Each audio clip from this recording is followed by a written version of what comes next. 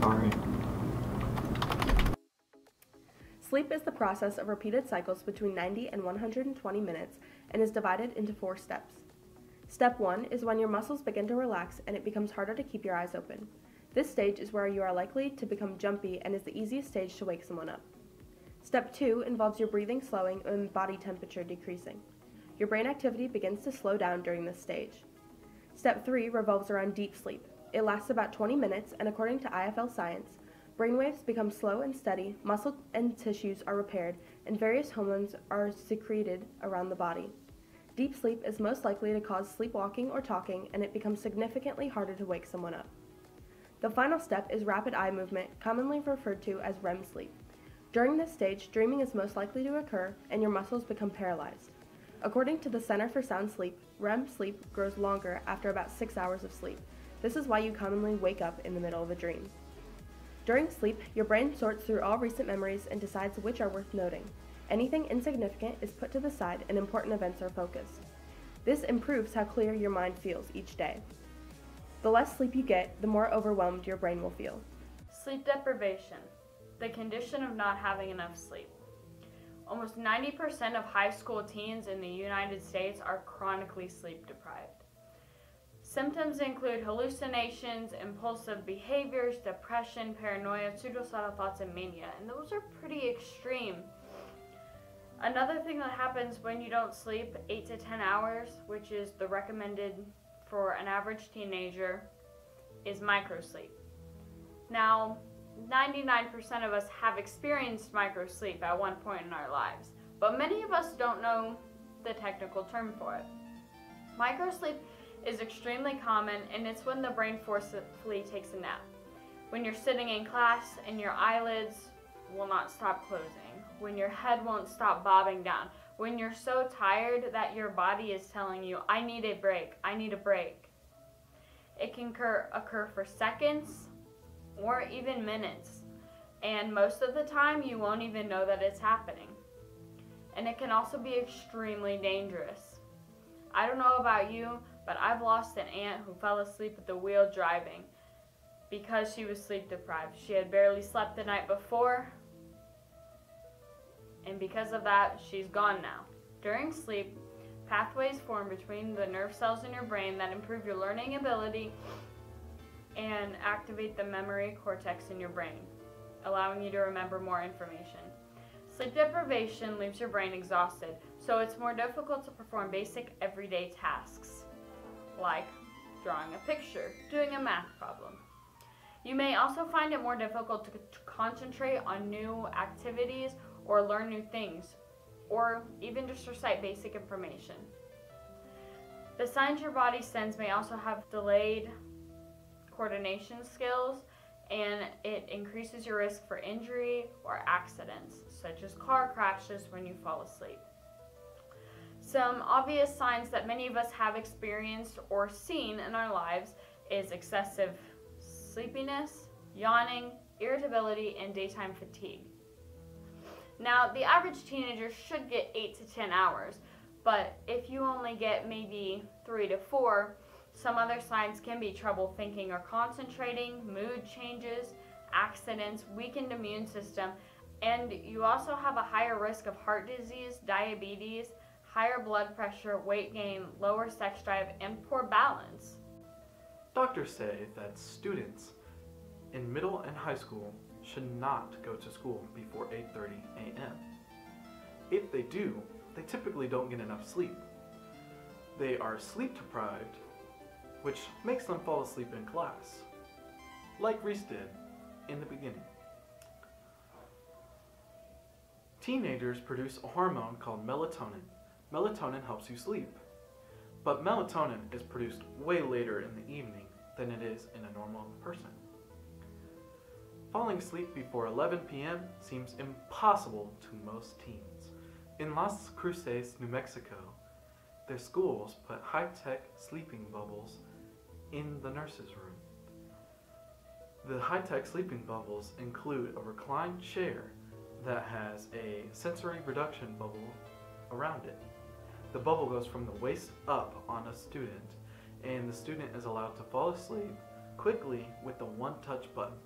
The button plays soothing colors and music to help the kid fall asleep. After 20 minutes, the recliner plays upbeat music and it vibrates, and it wakes the student up.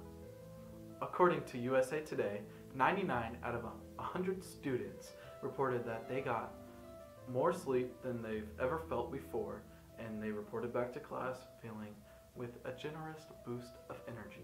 How does working as an air traffic controller affect your sleep schedule?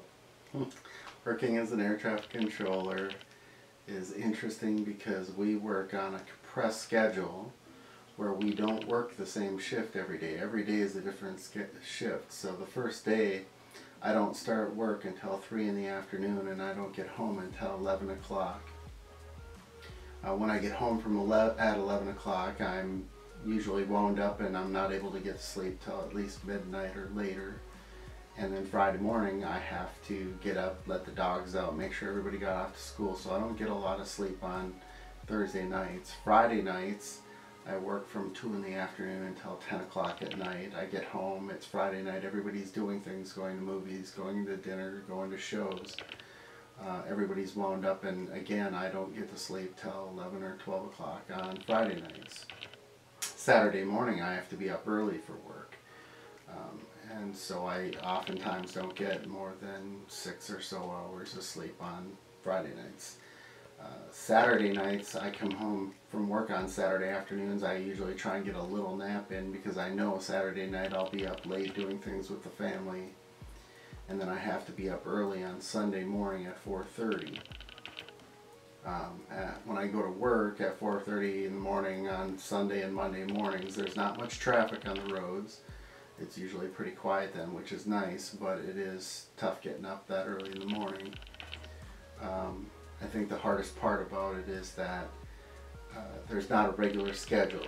I have a hard time going to sleep early because I have to work late on Thursday and Friday night, so my body's used to staying up until at least 11 or 12. But at the same time, I have to be used to getting up at 4:30 in the morning. So my body naturally wakes up at 4:30.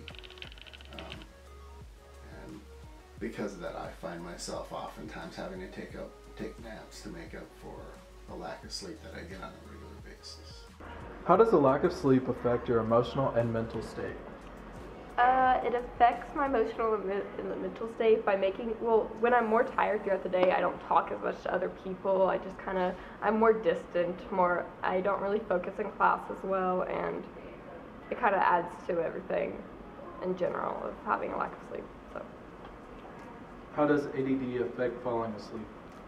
ADD makes my mind not really shut up when I'm trying to go to sleep. So on average, it'll probably take me 1 to 2 hours to fall asleep. So if I try to go to bed at 10, I won't end up going to bed till midnight, and then I'll wake up at 5:30, and that's not nearly as much sleep as I should have. So.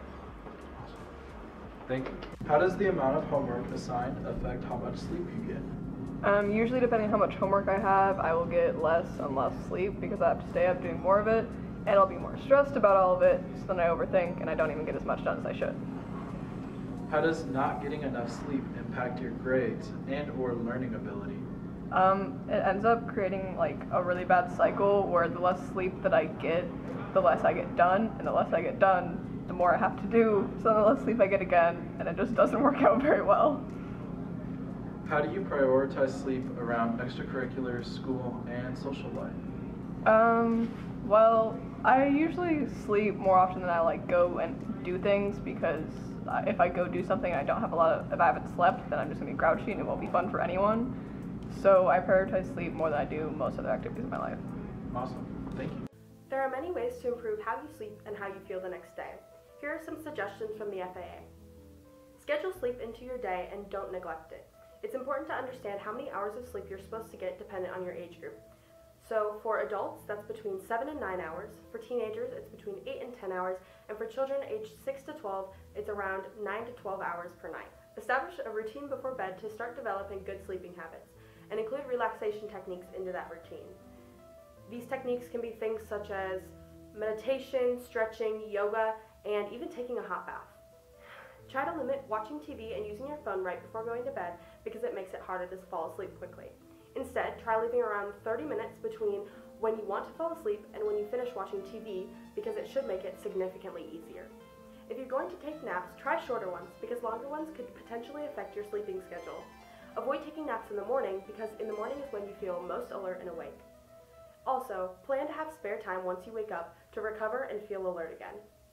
Sleep depression is the condition of not getting enough sleep and adversely affects the brain. It has been called a public health epidemic with nearly 90% being affected, and it can cause dangerous situations.